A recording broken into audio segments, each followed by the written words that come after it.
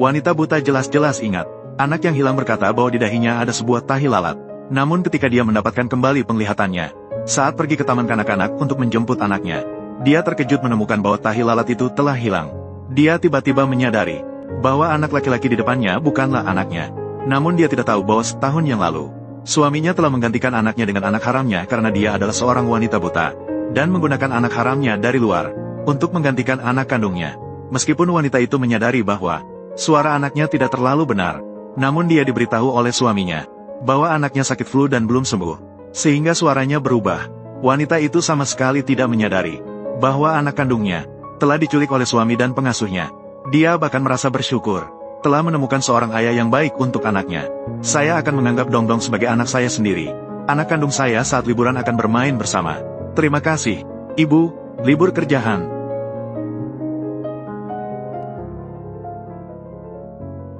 Apakah Dongdong memanggilku? Ah. Dia mengucapkan selamat tinggal padamu. Selamat tinggal, Ibu. Kini, saat mengingat kembali momen ini, wanita itu sama sekali tidak berani membayangkan apa yang sebenarnya dialami oleh anaknya. Reaksi pertamanya adalah pergi melapor ke polisi. Namun, baru saja keluar, dia bertabrakan dengan seorang pengantar makanan. Apa kamu tidak punya mata? Kamu merusak pesananku. Anakku hilang. Aku harus segera melapor ke polisi. Bisakah kamu membantuku? Setelah mengetahui wanita itu adalah seorang buta, wanita pengantar makanan setuju untuk mengantar wanita itu ke kantor polisi. Namun, wanita itu tiba-tiba teringat, suaminya adalah seorang polisi. Kantor polisi biasa, tidak ada yang bisa dilakukan terhadap suaminya. Jadi, dia meminta wanita itu untuk membawanya ke kantor polisi pusat. Namun, wanita itu sama sekali tidak menyangka.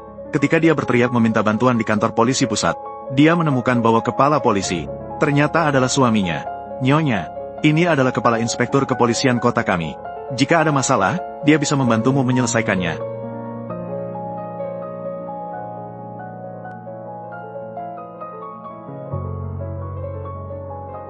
Istriku. Siapa orang jahat? Kenapa kamu di sini?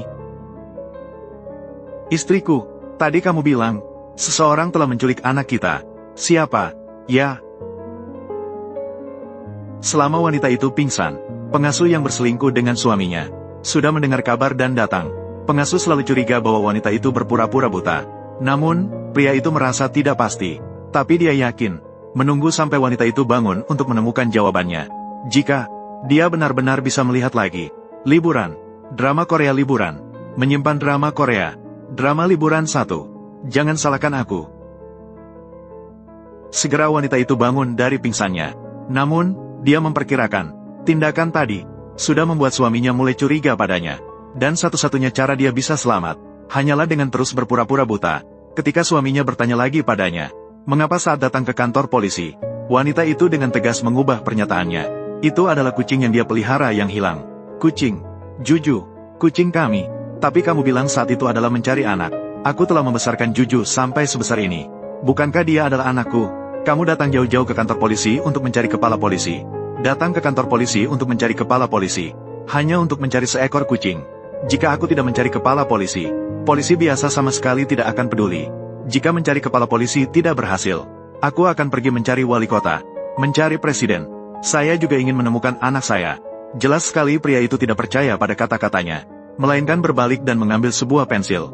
Dalam keadaan wanita yang tidak siap, menyodokkan ke matanya. Setelah menyadari wanita itu tidak bereaksi,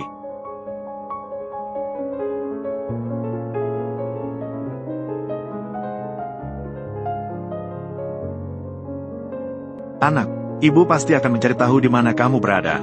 Siapa yang menggantikanmu? Namun pria itu belum mudah percaya. Dengan memeriksa rekaman CCTV, dia menemukan bahwa istrinya telah dibawa oleh seseorang, dikirim ke depan kantor polisi. Jadi dia segera meminta wanita licik itu untuk menemukan pengantar makanan itu dan memberikan imbalan yang besar agar pengantar makanan itu datang ke rumah wanita untuk konfrontasi. Dan saat wanita itu melihat pengantar makanan itu, jantungnya sudah berada di tenggorokan. Karena pengantar makanan itu tahu dia berpura-pura buta.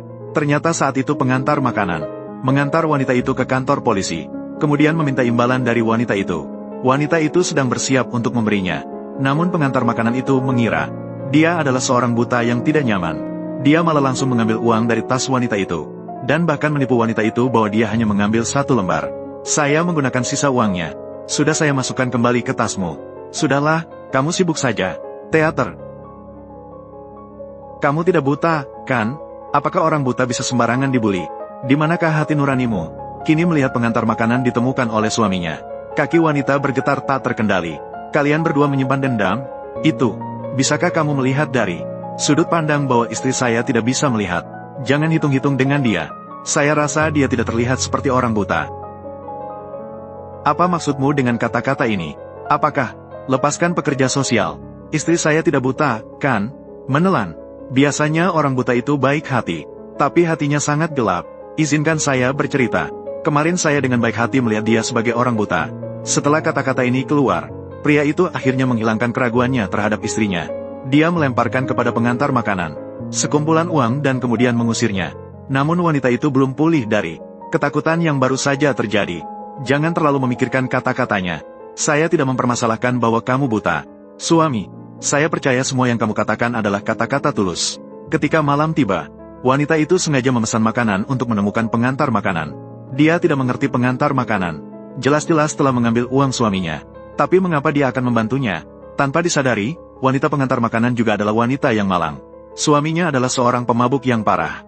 Selain meminta uang darinya, dia juga memukul wanita itu. Jadi, wanita pengantar makanan langsung menyadari, suami wanita itu tampaknya baik padanya. Tetapi sebenarnya sama dengan suaminya, dia juga adalah orang yang buruk. Dia menyarankan wanita itu untuk segera menjauh dari orang seperti itu. Namun, wanita itu berkata bahwa dia belum bisa pergi sekarang. Anaknya masih hilang. Untuk menemukan anaknya, dia juga harus berhadapan dengan suaminya sampai akhir. Tak disangka, kata-kata ini membuat wanita itu merasakan hal yang sama. Alasan dia terus bertahan dalam hidup adalah karena dia juga memiliki seorang putri bisu yang membutuhkan perawatannya. Namun, setiap kali hidupnya sedikit membaik, suaminya akan memukul dan menendangnya, memaksanya untuk menyerahkan semua biaya hidup. Perasaan saling memahami karena penderitaan yang sama membuat wanita pengantar makanan memutuskan untuk membantu wanita itu. Izinkan saya membantu Anda. Musuhmu sangat kuat, pasti membutuhkan bantuan, kan? Berapa banyak uang yang kau butuhkan? Saya tidak menginginkan uang. Lalu, apa yang kau inginkan? Saya ingin suamiku menghilang, meskipun sudah ada bantuan. Namun setelah beberapa kejadian sebelumnya, suami jelas-jelas memperketat pengawasan terhadap wanita. Pengasuh bahkan ingin sekali mengawasinya 24 jam. Dia hanya bisa berpura-pura pergi ke toilet, diam-diam menyerahkan sikat gigi orang lain kepada wanita pengantar makanan. Dengan demikian ingin mencari tahu, saat ini di rumah, identitas asli anak itu. Dan hasilnya memang seperti yang dia duga. Anak itu memang adalah anak suami dan pengasuh. Wanita baru menyadari, dia selama ini memegang warisan besar yang ditinggalkan orang tuanya. Sementara dia membiayai keluarga orang lain. Sementara anaknya tidak ada kabar. Wanita yang penuh kemarahan bersumpah akan membuat mereka membayar. Lalu, apa yang harus kita lakukan?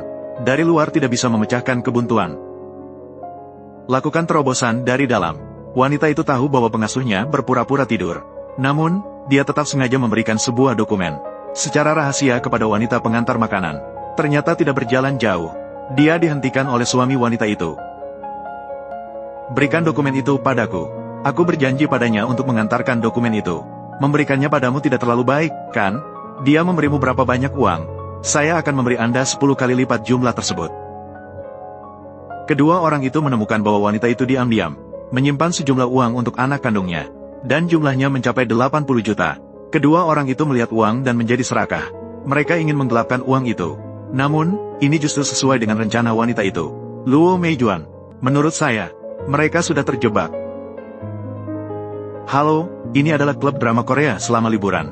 Kantor hukum Wang Chen. Orang gila. Siapa Anda? Saya adalah suami Erin. Oh, apakah ada yang bisa saya bantu? Erin telah mengutus saya untuk menarik sejumlah uang atas nama Dongdong. Jika Anda ingin menarik uang, selain surat kuasa, juga diperlukan sidik jari Dongdong sendiri. Sidik jari sendiri. Mereka seharusnya mencarinya. Benar-benar Dongdong sudah meninggalkan sidik jari. Ikuti mereka.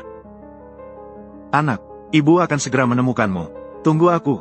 Hati-hati di jalan. Anakku mungkin ada di sana. Lihat, suamimu mengirim orang untuk mengawasi. Aduh, enak sekali baunya.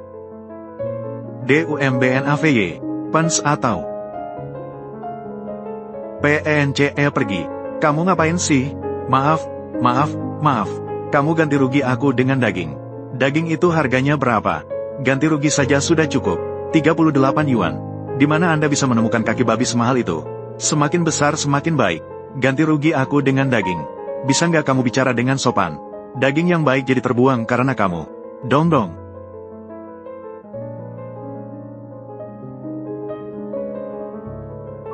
Dong dong.